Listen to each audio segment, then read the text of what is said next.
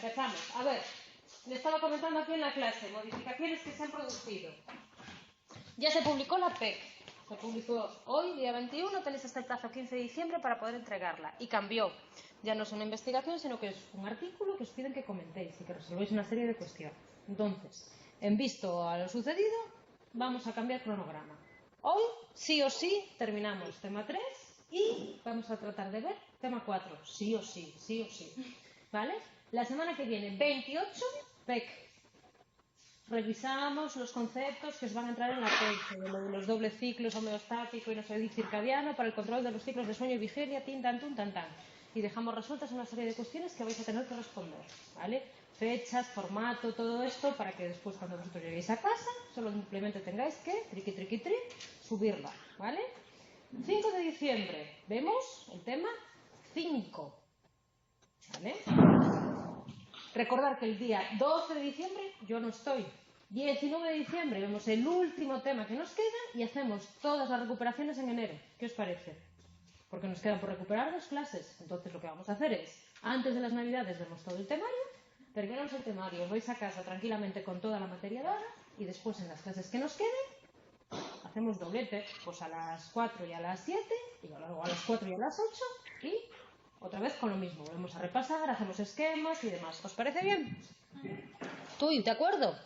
De acuerdo. Perfecto, pues venga, ¿qué nos quedaba por ver del tema 3? Que recordar que era conductas reproductoras, todo el apartado que era relativo a la orientación sexual y el tema muy importante de la conducta parental, ¿vale? Empezamos a ver cómo en lo que es la orientación sexual había una escala que se llamaba escala 15 que situaba a los individuos en función de si eran exclusivamente heterosexuales o exclusivamente homosexuales, ¿vale? Y que decía que era más la conducta tipo bisexual era más típica, como por decirlo así, de las mujeres que de los hombres. Los hombres tenían más tendencia de considerarse exclusivamente homosexuales o exclusivamente heterosexuales, ¿vale?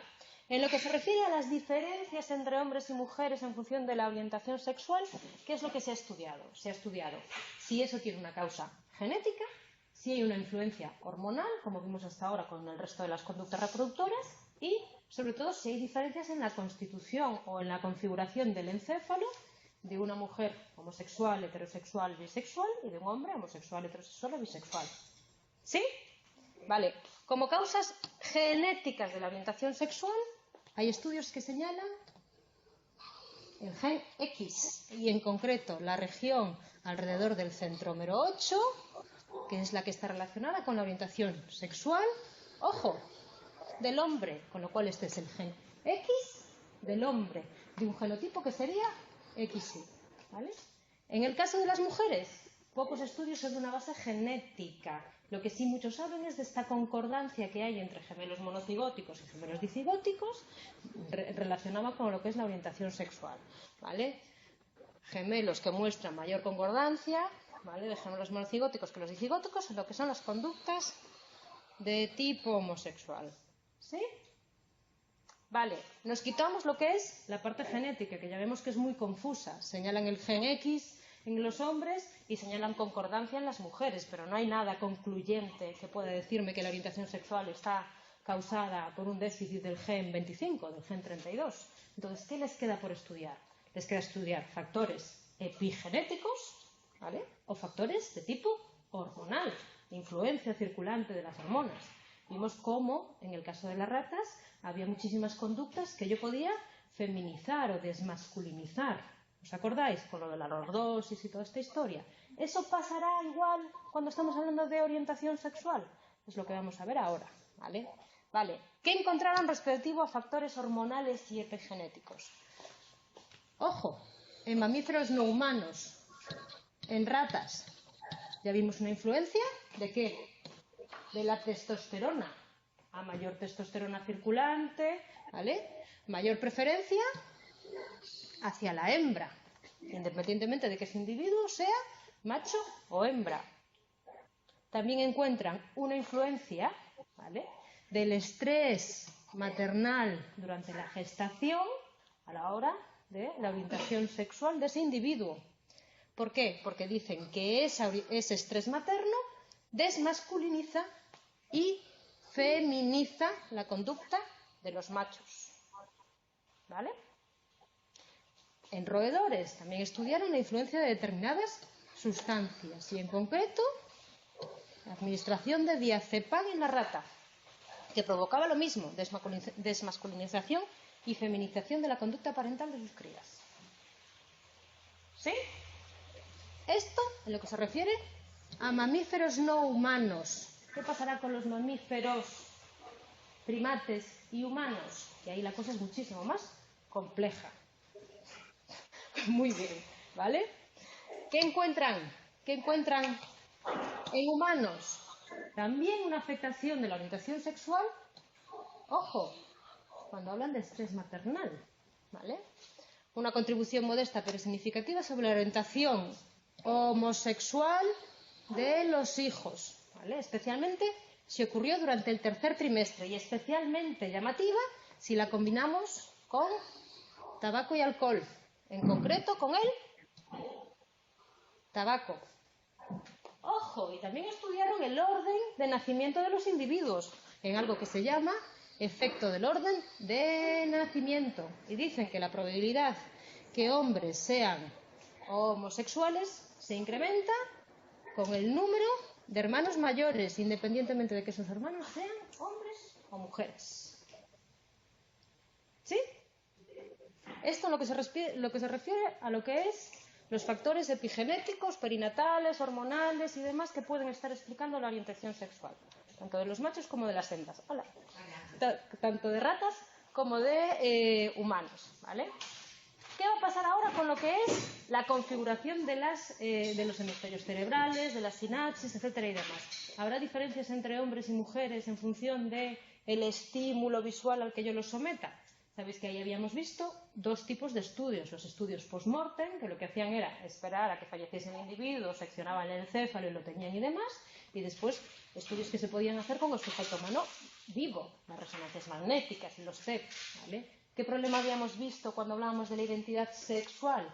Que el PEP no te podía decir qué cambios se producían por lo que es la influencia hormonal que ellos tomaban en el tratamiento o cuáles eran los cambios en esas estructuras cerebrales que se producían previos, ¿vale?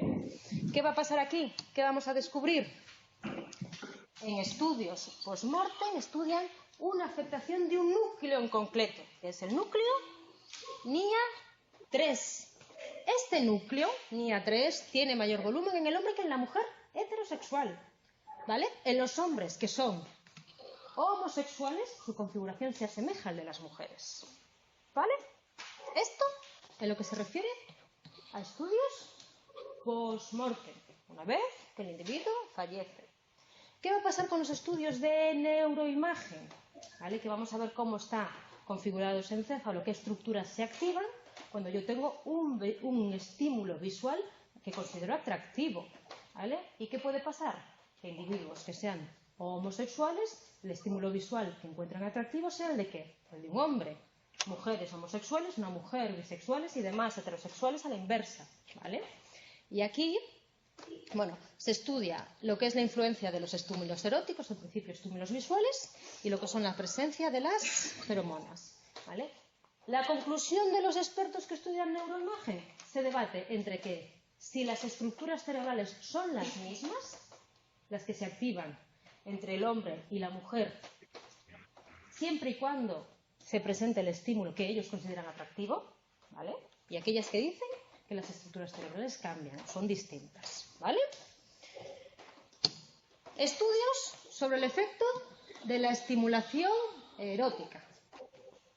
Estos señores de aquí, Hu y Coles, concluyeron que hombres heterosexuales y homosexuales activan diferentes circuitos cerebrales ante estímulos eróticos, mientras que estos señores de aquí sostienen que personas homosexuales y heterosexuales presentan el mismo patrón de activación siempre y cuando visionan vídeos que coinciden con su orientación sexual, ¿vale? O sea, que no se ponen de acuerdo. Unos dicen que hombres homosexuales se activan cerebralmente como las mujeres y otros que no, y otros que dicen que activan los mismos circuitos siempre y cuando el estímulo visual que ellos perciban sea consecuente con su orientación sexual, ¿vale? ¿Qué pasa con las feromonas?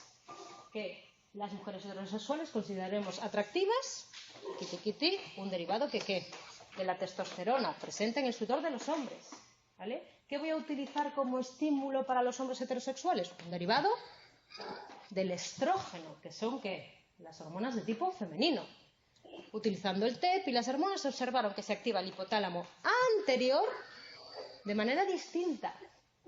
En las mujeres los andrógenos activan el área preóptica y el hipotálamo ventromedial, mientras que en hombres los estrógenos afectan a las regiones paramediales y dorsales del hipotálamo. ¿Vale? Hombres homosexuales responden como mujeres, mientras que las mujeres homosexuales responden como los hombres. ¡Yujú! Bien, perfecto. ¿Sí?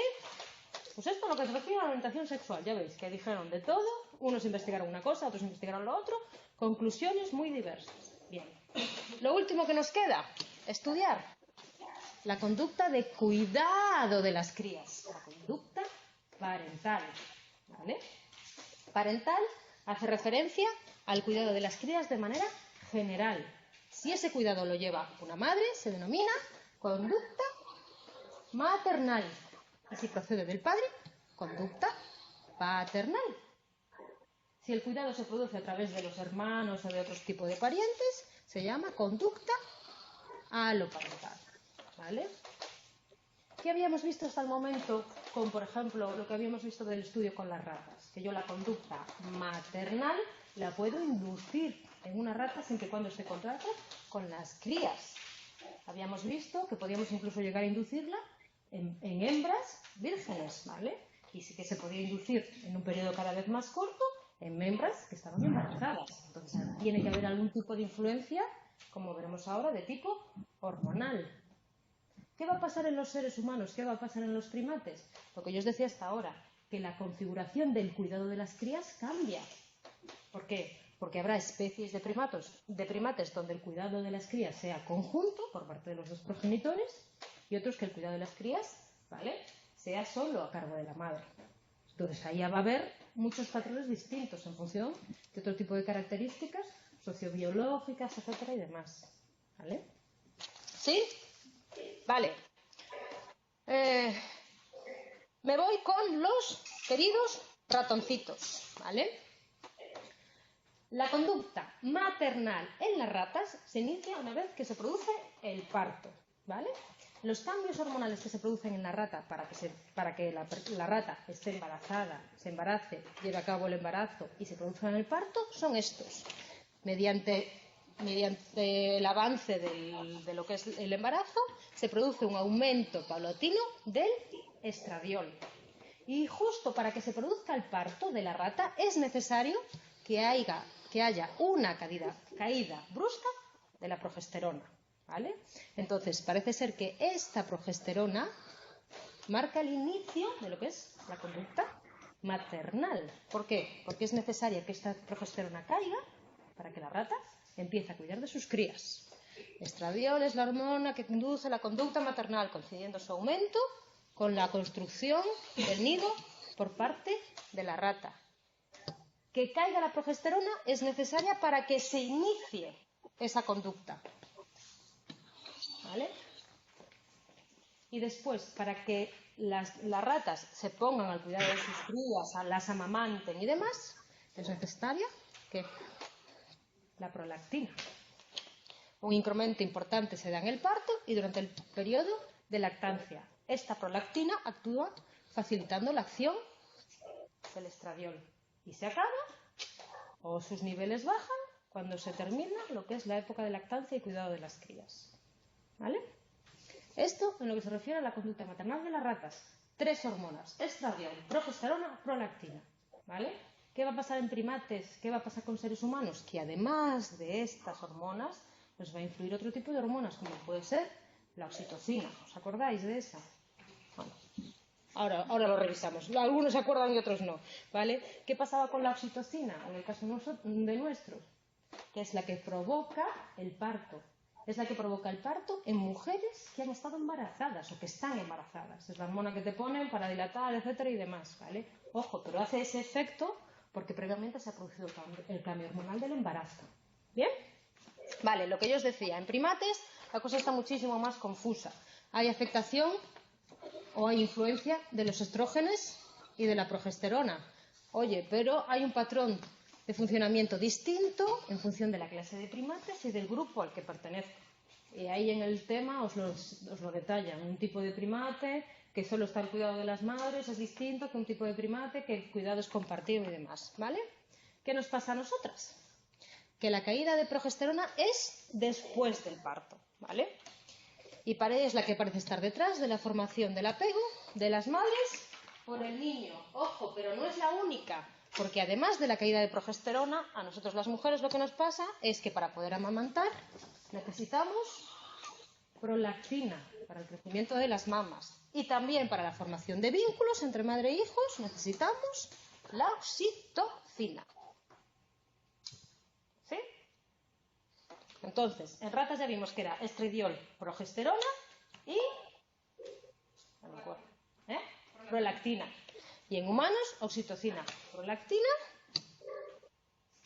y la caída de progesterona después del alumbramiento. ¿Sí? ¿Qué pasará con el estrés? ¿Afectará? ¿No afectará? Sí. ¿En qué sentido? ¿Negativo o positivo? Negativo, ¿vale? El estrés o las hormonas relacionadas con el estrés, ¿vale? En los estudios en primates se dice que aumentan las conductas agresivas hacia las crías. El cortisol aumenta, pum, pum, pum, pam, pam, pam. ¿Vale? ¿Sí? Venga, voy rápido porque quiero terminar el tema siguiente. Vale, estamos hablando aquí de hormonas, de influencia de las hormonas, ¿vale? Habrá circuitos neurales que estén encargados de dirigir todas estas hormonas, ¿vale? O que sean los responsables de las conductas de apego entre padres e hijos y entre madres e hijos. Pensad que las conductas de apego o lo que es la conducta maternal no se reduce a darle de mamar a un bebé. Implica mantener un contacto ocular, responder a los estímulos que el bebé emite, los llantos, las risas, etcétera y demás. Entonces tiene que haber detrás toda una serie de configuración de las estructuras cerebrales que respondan entre eso.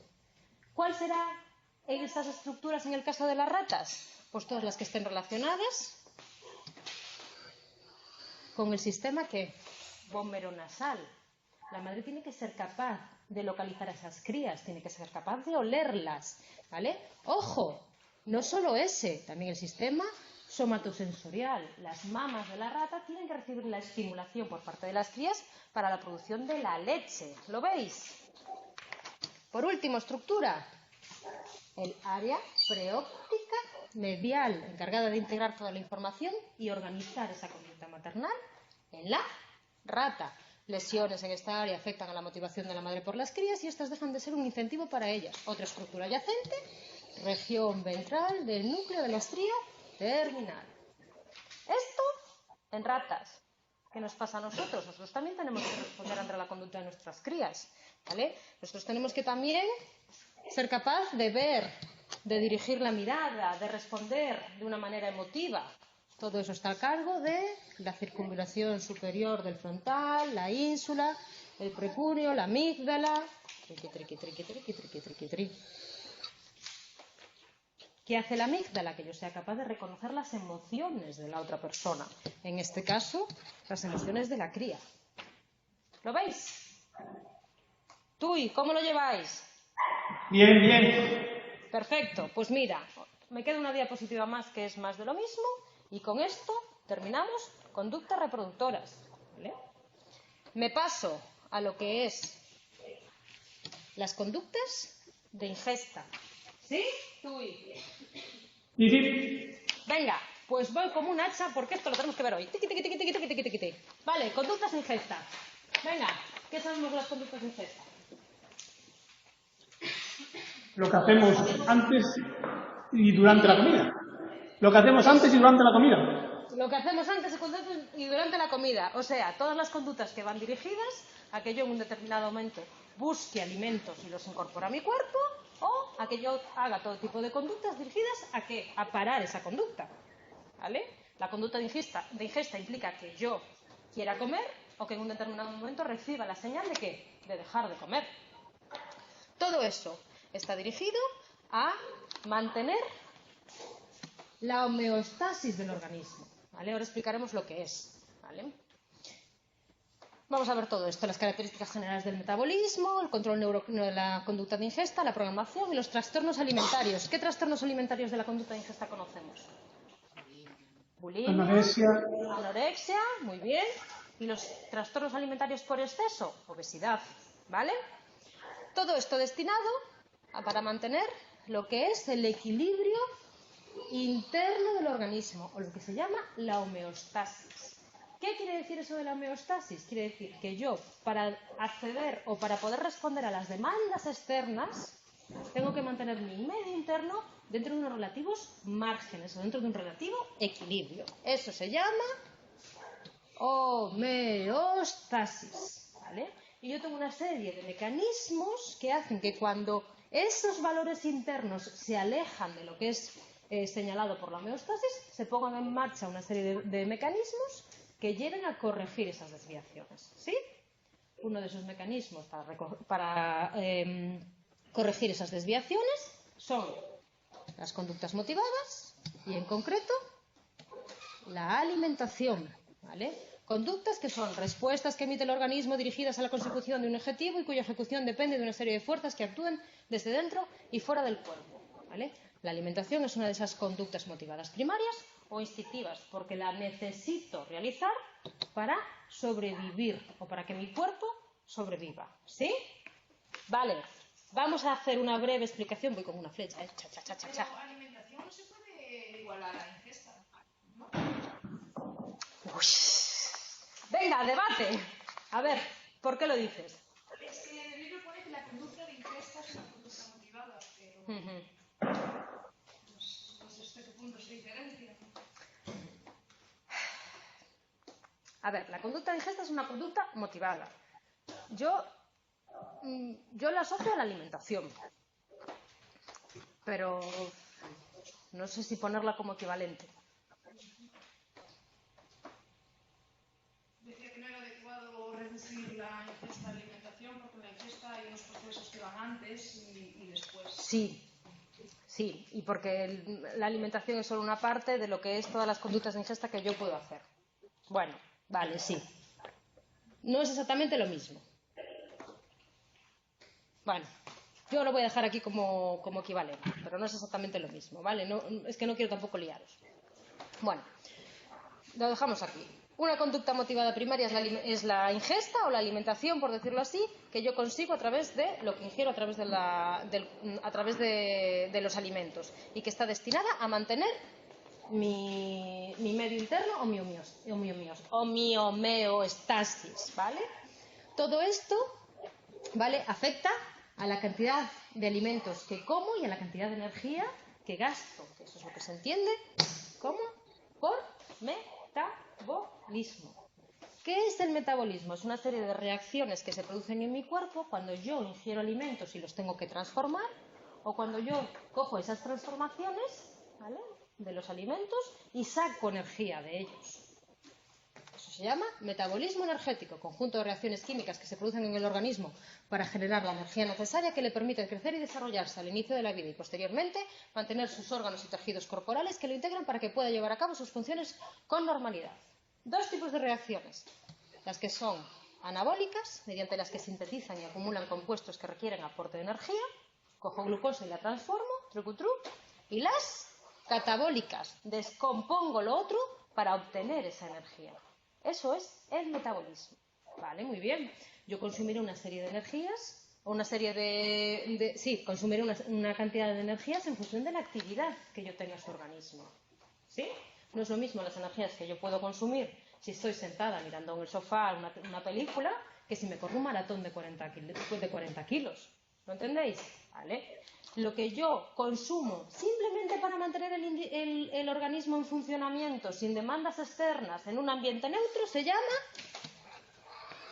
tasa o índice, aquí, tasa metabólica basal, el gasto energético mínimo necesario para el mantenimiento del organismo, medida cuando la persona está en reposo y en un ambiente que considero neutro. ¿Vale? ¿Sí? Vale. ¿Qué tipo de alimentos necesito incorporar? ¿O qué tipo de compuestos yo necesito para mi cuerpo? Venga, decirme. calorías, proteínas, Proteínas, muy bien. ¿Qué más necesito? hidratos Hidratos, y grasas. ¿vale? Y necesito Vitaminas. también... Muy bien, tú, y estáis a tope. Yo necesito incorporar a través de la dieta hidratos de carbono, lípidos, proteínas y en menor medida vitaminas y minerales. A partir de los hidratos de carbono y de los lípidos yo puedo conseguir glucosa, grasa, que es lo que necesitan mis neuronas para poder funcionar, ¿vale? Las proteínas son aminoácidos que me sirven como enzimas para catalizar reacciones y las vitaminas y minerales las necesito en menor medida, pero son las que me controlan, por ejemplo, pues la cantidad de agua en el organismo, etcétera y demás. Hidratos de carbono me proporcionan energía. Lípidos ingeridos en forma de triglicéridos se pueden descomponer en 3 moléculas de ácido graso y una molécula de glicerol, ¿vale? Aquí tengo glucosa, ¿vale? Proteínas, cadenas de aminoácidos que actúan como enzimas o anticuerpos, ¿vale? Esos aminoácidos, hay algunos que yo los puedo producir y hay otros que no los puedo producir, sino que necesariamente los tengo que incorporar a través de la dieta. Ahí está la distinción entre aminoácidos esenciales, esos que yo tengo que incorporar a través de la dieta, y aminoácidos no esenciales, que los puedo sintetizar en mi propio organismo. Por último, vitaminas y minerales son incorporadas en menor medida que todos los anteriores, ¿vale? En pequeñas cantidades y yo solo las necesito para el correcto funcionamiento de las células. No necesitan transformaciones posteriores y pueden actuar directamente sobre ellas, ¿vale? Bien, todos esos... Sí. Os lípidos é o mesmo que son dos coboiros? Los lípidos. Os lípidos. Glícidos viene de glicerol, es una molécula de grasa, ¿vale? Ahora vemos después cómo lo descompones, ¿vale? Todo esto lo tengo que meter dentro de mi cuerpo. O sea, mi cuerpo tiene que haber un momento en el que sea capaz de absorber esos alimentos que le están llegando a través de la digestión, ¿vale? Y después tiene que haber un momento en el que sea capaz de coger las reservas, ¿vale? Y utilizarlas en el caso de que sea necesario. El proceso de que el alimento entre a través de la digestión y que sea aprovechado por mi cuerpo se llama fase de absorción, ¿vale? Y cuando yo dejo de ingerir esos alimentos, mi cuerpo entra en una fase que se llama fase de ayuno, ¿vale? Fase de absorción comienza en el estómago, continúa en el intestino delgado, que es cuando se produce la máxima incorporación de alimentos al cuerpo, y finaliza en el intestino grueso para producir los desechos, ¿vale? ¿Qué pasa con lo que yo incorporo? Que tengo que llegar a poder almacenarlo. ¿Qué pasa si yo ingiero una cantidad de energía mayor que la que necesito en este momento? Pues tiene que haber de algún sistema que me permita esa energía restante dejarla en mi cuerpo para que pueda ser utilizada con posterioridad. De ese almacenaje se encargan 2 órganos principales. El hígado, que actúa como un almacén a corto plazo, y el páncreas, ¿vale? Que lo que hace es segregar las hormonas encargadas de cambiar esas sustancias que ingiero. Y en concreto, este páncreas segrega 2 hormonas, insulina y glucagón. 2 hormonas que tienen efectos contrarios. ¿Qué pasa con la insulina? Que la glucosa que yo incorporo a través de mi dieta y que no la consumo en ese mismo momento, la transforma en glucógeno para ser almacenado principalmente en el hígado y en los músculos. ¿Qué pasa si yo no estoy ingiriendo alimentos pero necesito ese aporte de energía? Que el glucagón es capaz de coger este glucógeno que está almacenado en el hígado y en los músculos y transformarlo en glucosa, que es el alimento único que consumen mis neuronas. ¿Sí? Pues ese es el cambio que se produce entre la glucosa y el glucagón, ¿vale? La insulina la transforma la glucosa en glucagón, que queda almacenada. Yo necesito de esa glucosa y en ese momento no estoy ingiriendo. Cojo el glucagón, cojo el glucógeno, lo transformo en glucosa a través del glucagón, ¿vale? Y principalmente en el hígado y en el músculo. ¿Qué pasa si ese hígado y ese músculo están llenos? Pues que tengo la posibilidad de tener otro almacén, no a corto plazo, sino a largo plazo, ¿vale? Que se produce en los adipocitos. Los adipocitos son las células que se encargan de almacenar ese exceso de glucosa. Ese exceso de glucosa que está transformada en forma de triglicéridos, ¿vale? Los triglicéridos se almacenan dentro de los adipocitos y los adipocitos se distribuyen por todo mi cuerpo. Esos crecen y por eso hace que podamos engordar y adelgazar de una manera brutal. ¿Vale? ¿Qué pasa si a mí no me llegan las reservas que tengo a corto plazo y quiero coger energía de las reservas a largo plazo que tengo en esos triglicéridos? Que tengo que ser capaz de descomponerlos en glicerol y ácidos grasos. Y ese glicerol, transformarlo en glucosa. ¿Sí? Vale. ¿Qué pasa cuando llego a una fase de ayuno y necesito todas esas reservas? Que el que interviene es esta hormona de aquí, que es el glucagón. ¿Sí? ¿Sí? ¿Sigo? Vamos allá. Vamos a ver cómo controlamos esa conducta de ingesta. Y lo que yo os decía, tiene que haber una señal que me diga que tengo que iniciar o que tengo que comer, y tiene que haber una señal que me diga que tengo que parar, ¿vale? Evidentemente, esa señal de que tengo que parar parece que nosotros la podemos controlar a voluntad, porque muchas veces estás saciado muchísimo antes de que termines de comer, ¿vale? Y es como muchísimo más maleable, todo el mundo gana kilos en Navidad y todas estas historias, ¿vale? Ese control neuroendocrino de la conducta de ingesta, como su nombre indica, partes debido a estructuras cerebrales y partes debido a sustancias, a hormonas. Hormonas que me dan las señales de tipo periférico y que en un determinado momento tienen que hacer sinapsis con alguna estructura del sistema nervioso central. ¿Lo veis?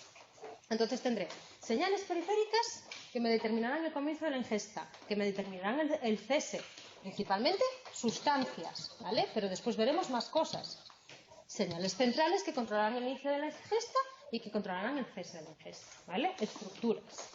Hablamos de señales periféricas que determinan el inicio de la ingesta. Y os hablo de hormonas, pero no solo exclusivamente las hormonas. ¿Qué pasa con nuestros ritmos circadianos? ¿Vale? Ojo, hay una serie de señales ambientales y sociales que a mí me hacen el impulso o me tengo ganas de comer. ¿Vale?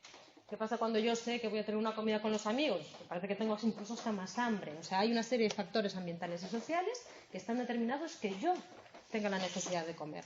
¿Vale? Ojo, si hablamos de ritmos circadianos, hablamos del núcleo supraquiasmático.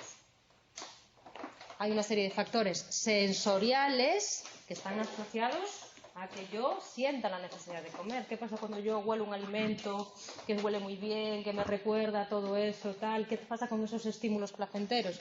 ¿Vale? ¿Qué pasa con la palatabilidad, el valor placentero que tiene un alimento? Que también puede provocar, ojo, que yo tenga ganas de comer. ¿Bien? Esto ya relativo a factores sensoriales y a factores ambientales. Me voy ya a lo que son los factores que se producen dentro del organismo. Factores digestivos, ¿vale? Producidos por la ausencia de glucosa, ¿vale? O factores digestivos producidos principalmente, ¿vale?, por los péptidos que se producen en el intestino delgado, ¿vale? Señal de que yo tengo necesidad de comer.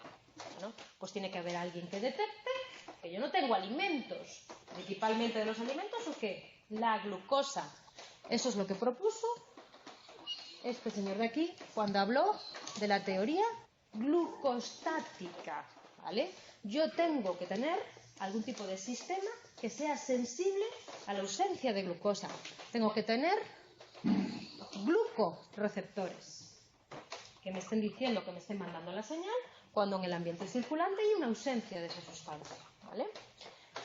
Esas neuronas glucosensibles o los glucorreceptores están localizados en el núcleo hipotalámico arcuato, ¿vale? Y recordar este núcleo arcuato que va a salir por activa y por pasiva en todo este tema, en el núcleo ventromedial, en el núcleo lateral y en el núcleo del tracto solitario del tronco.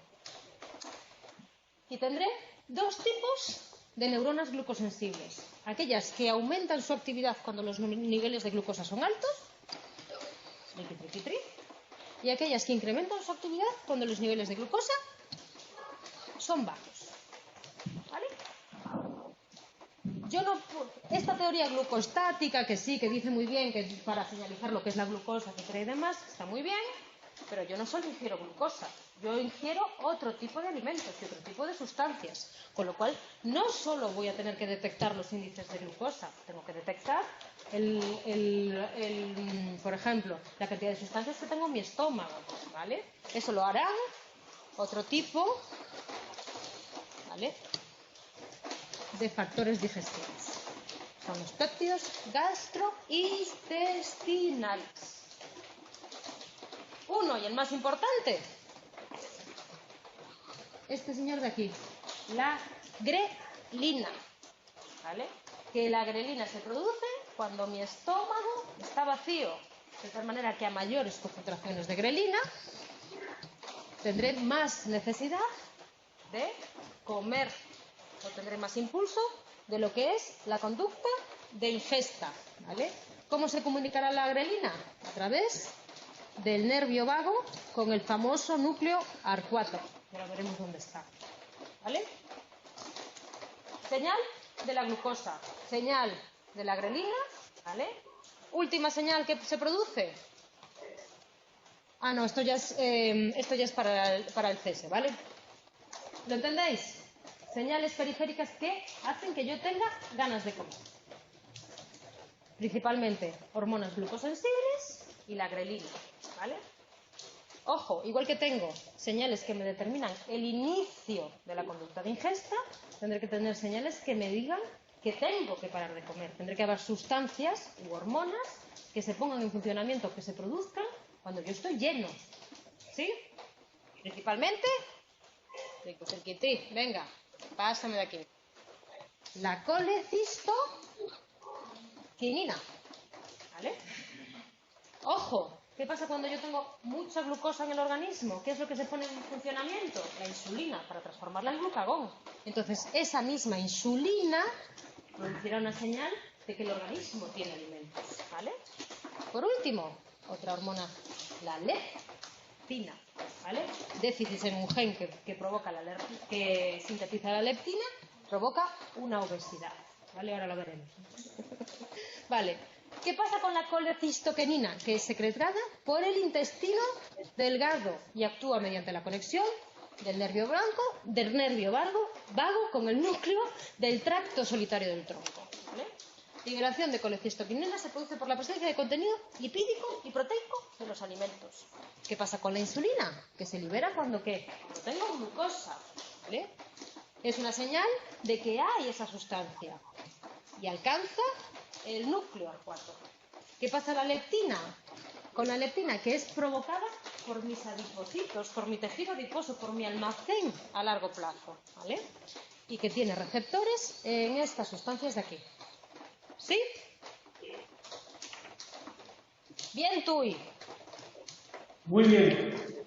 Vale, esto como señales, ojo, hormonales o periféricas que están determinando por un determinado momento que yo empiece a comer, o por otro determinado momento que pare de comer. Colecistoquinina, leptina, insulina, ¿para qué? Para parar, para decirle a mi cuerpo que estoy lleno, ¿vale?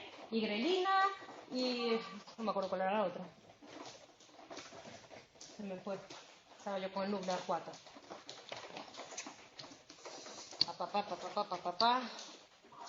La teoría glucostática, ¿vale?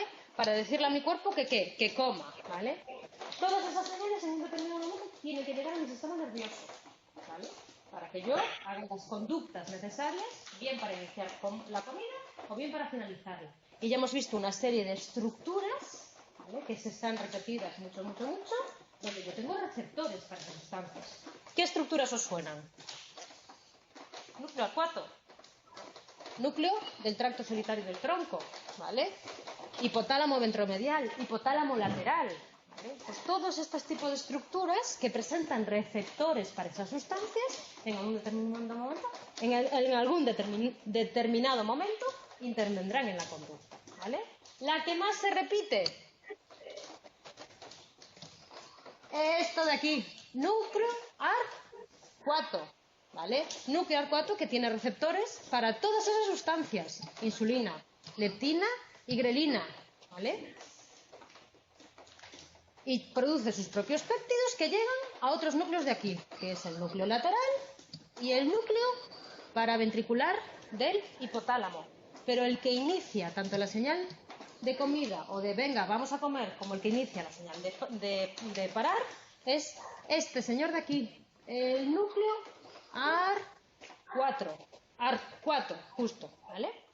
¿Cómo es esa conexión del núcleo AR4 con los núcleos lateral y paraventricular del hipotálamo para producir las ganas de comer o para movilizarme hacia la comida? Es de este tipo. El páncreas, o sea, los niveles de insulina segregados por el páncreas y los niveles de leptina secretados por el tejido adiposo, llegan al núcleo AR4, que ya hemos visto que tiene sus propios receptores. Y para producir la conducta de comer, ese núcleo AR4 segrega sus propios péptidos, que es neuropéptido I y la proteína relacionada con Agouti, NPI y PRAG. Estos péptidos que están secretados por el núcleo AR4, ¿vale?, llegan a 3 estructuras distintas: el hipotálamo lateral, el área perifornical y el núcleo paraventricular del hipotálamo. Pero presentan distintos efectos en función de si llegan a unos o si llegan a otros. ¿Qué pasa si llegan a estos núcleos de aquí? ¿Vale? Donde hay receptores para estos péptidos de aquí. Que si llegan al área perifornical y al hipotálamo lateral, estos núcleos de aquí producen la hormona concentradora de melanina y la orexina, que me están dando la señal de que yo quiero comer, ¿vale? La hormona concentradora de melanina se libera en momentos de ¿qué? De restricción alimentaria, inicia la conducta de comer, mientras que la orexina regula esa necesidad de comer con los ciclos de sueño y vigilia. ¿Qué pasa si estos neuropéptidos de aquí, del núcleo AR4, llegan al núcleo paraventricular del hipotálamo? ¿Vale? Que esto es una sinapsis de tipo inhibitorio. Lo que hacen es que ese núcleo paraventricular del hipotálamo deje de producir hormona corticotropa, hormona tirotrópica y oxitocina, ¿vale? Estas hormonas de aquí tienen un efecto anorexígeno. O sea, están haciendo que no tenga la sensación de comer, aunque no tenga la necesidad de comer. Si yo, mediante estos péptidos, ojo, estoy haciendo que esas sustancias no se produzcan, tendré sensación de ¿qué? De hambre. Ojo, habíamos visto que la señal para comer me la daba la insulina, que la señal para comer me la daba la leptina, pero que la señal de comer también me la daba la grelina. Y la grelina en su comunicación con el núcleo AR4 de 2 maneras: directamente mediante los receptores que se presentan ahí o mediante el núcleo del tracto solitario, producidos por el nervio vago. ¿Veis? Pues eso es un resumidísimo de lo que aparece en el libro, para que veáis las conexiones. Esto, en cuanto yo quiero empezar a comer. Las mismas estructuras afectarán cuando yo quiera frenar. Pero la señal de frenar, ¿quién me la va a producir? Los niveles de insulina y leptina, ¿qué? Altos, no bajos, que llegan a este mismo núcleo AR4. Y yo no voy a producir los mismos péptidos que producía antes. Voy a producir unos péptidos distintos, que son los que me van a dar la señal de saciedad. Esos péptidos son péptido propiomelanocotina, transcrito relacionado con la cocaína y la anfetamina, CART, y la hormona estimulante de melanocitos, alfa-MSH. ¿Qué pasa con el alfa-MSH? Que es un antagonista de la señal que me daba el inicio para comer, de este péptido aquí. Si es un antagonista de este PRAG, ¿qué está haciendo? Que este PRAG no entre en funcionamiento. Entonces está impidiendo que se produzca la señal de que quiero comer. Está impidiendo que se liberen estas sustancias de aquí. Si están impidiendo que se liberen esas sustancias de aquí, le están diciendo al encéfalo: no es hora de comer, no tienes sensación de hambre. Sin embargo, sí que están produciendo estas... Sin embargo, sí que se están produciendo estas hormonas de aquí, Y estas hormonas de aquí son las que tenían los efectos anorexinérgicos, los que le decían a mi cuerpo que dejase de comer. ¿Vale? ¿Por qué? Porque en este núcleo hay receptores de MC4. ¿Lo veis? Mismas estructuras, distintos péptidos, unos activan una señal que es la de hambre y otros activan otra señal que es la de dejar de comer, la de señal de saciedad, ¿vale? Afectación prácticamente de los mismos núcleos, área perifornical, hipotálamo lateral y núcleo paraventricular del hipotálamo. Solo que si el núcleo arcuato segrega estos péptidos, la señal es de saciedad. Y si el núcleo arcuato libera estos péptidos de aquí, la señal es de hambre. ¿Lo veis? Entonces, este maravilloso núcleo arcuato parece que está haciendo pues la labor un poco de distribuir las señales que se producen en uno y las señales que producen el otro, ¿vale? Señales de hambre. Señales de hambre. Niveles de leptina bajo y grelina altos que provocan la activación de estas neuronas de aquí e inhibición de estas de aquí. Señales de saciedad, a la inversa. Niveles de leptina altos y leptina altos que provocan activación de estas neuronas de aquí e inhibición de estas de aquí. ¿Sí?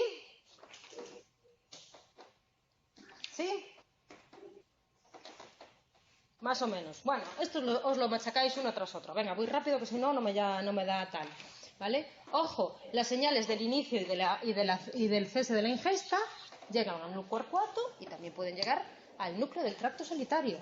¿Vale? No solo llegan a nivel del diencéfalo, sino que también se producen señales dentro del tronco, que estarán regulando aspectos a lo mejor más básicos o más motores, ¿vale? Pues la segregación de las glándulas salivales, etcétera y demás, y que reciben orden de los superiores. ¿Sí? Vale, muy bien. Parece que esto es automático, que en un determinado momento la señal de hambre empieza de manera automática, después se sacia y demás y tal. Pero la comida tiene un valor, por decirlo así, iba a decir hedónico, pero es muy apropiado, o sea, tiene un valor apetecible, no es un estímulo neutro, sino que tiene que haber algún tipo de sistema de recompensa que le esté diciendo a mi organismo que es una conducta apetecible y que no voy a evitarla, ¿vale? O sea, tiene que intervenir, ¿vale? Algún tipo de sistema de recompensa.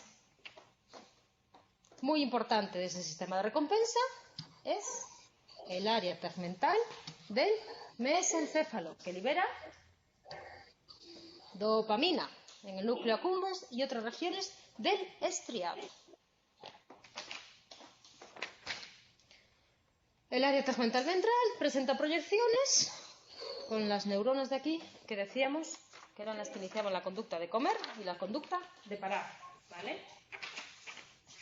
Toda esa integración de las señales sensoriales, de las señales de recompensa, de las señales del inicio de la ingesta, de las señales del fin de la ingesta, se sintetizan, se coordinan, no en el núcleo arcuato, sino en lo que es en el hipotálamo lateral, ¿vale? A este hipotálamo lateral es el que le llegan las señales de recompensa. A este hipotálamo lateral es la que le llegan las características sensoriales de los estímulos, la palatabilidad. Y a este hipotálamo lateral es el que llegan las señales metabólicas a través del núcleo arcuato lateral y paraventricular, ¿vale? Y a través de los núcleos que forman el tronco del encéfalo. ¿Sí? Sí.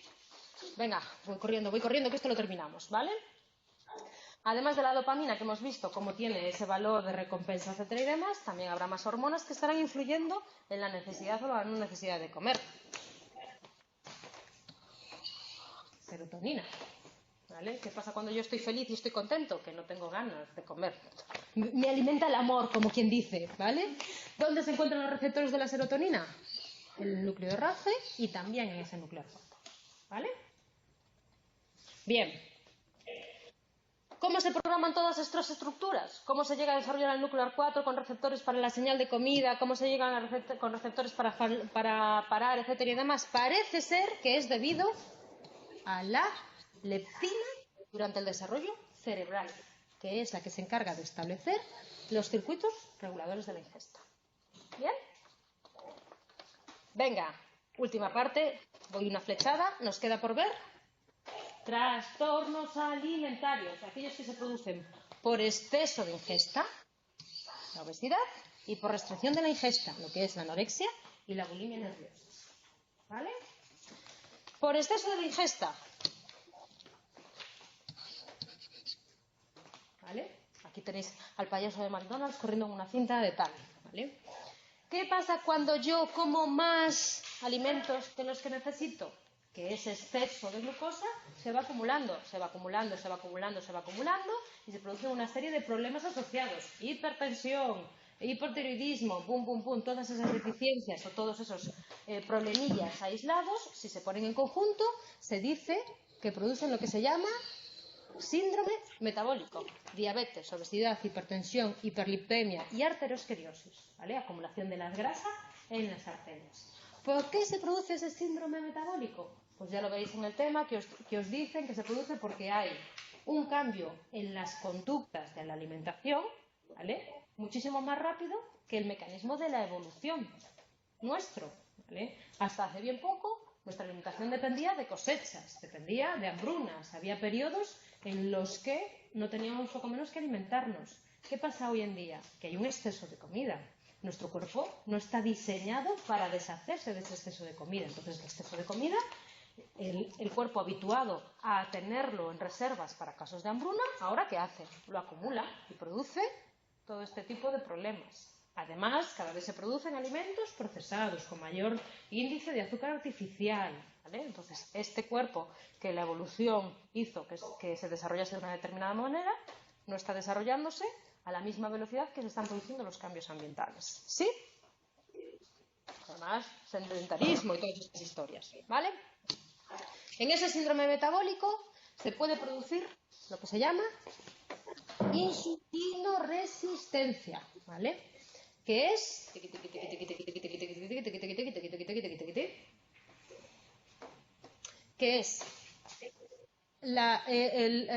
impide el paso de glucosa al interior de las células para ser utilizado exclusivamente por las neuronas, y que es un mecanismo adaptativo que se producía en casos de escasez alimentaria, ¿vale? Mi cuerpo, mis células se pueden alimentar de proteínas, pero las únicas células de mi cuerpo que se pueden alimentar exclusivamente de glucosa son las neuronas, ¿vale? Entonces, ¿qué pasaba con esta insulinoresistencia, que era una cosa adaptativa, cuando había poca alimentación? ¿Y qué hacía? Decir, lo poco que entre, que vaya exclusivamente a las neuronas, ¿vale?